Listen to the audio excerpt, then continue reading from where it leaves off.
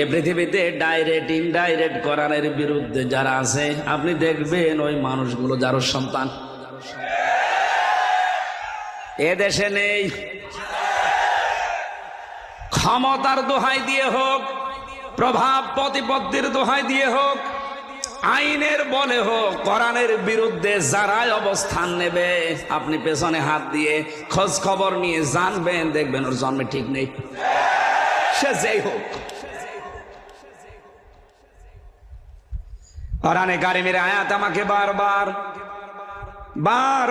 আমাকে তাড়া দেয় যে তোমার এই সন্তান তো ঠিক আছে, নিষ্পাপ, কিন্তু এর বাবা তো ঠিক নেই। কয়জন?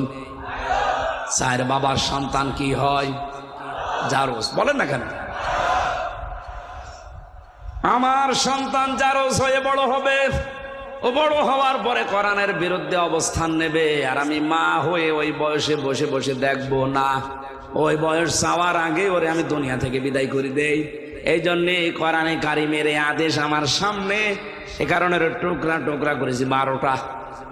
মনে করলাম আমার তো বিচার হওয়া দরকার, কারণ মানুষ হত্যা করে যদি বিচার না হয়, কোন বিচার কোরআনে কারিমে যেটা 500টা আইন আল্লাহ দিয়েছেন, এই 500 আইনের একটা আইনও যদি আপনি লঙ্ঘন করেন, আর ওই আইনটা যদি দুনিয়াতে বিচার সঠিকভাবে না হয়, কিয়ামতের দিন ওই বিচার আল্লাহ ডবল করে করবে। আমি বোঝাতে পারিছি? পৃথিবীতে কোনো কোরআনের আইনের কোনো বিচার যদি আপনি না পান, যে কোনো কায়দায় বেঁচে গেলেন, কিয়ামতের দিন আমার আল্লাহ যদি ওই বিচার করে ডবল করে করবে।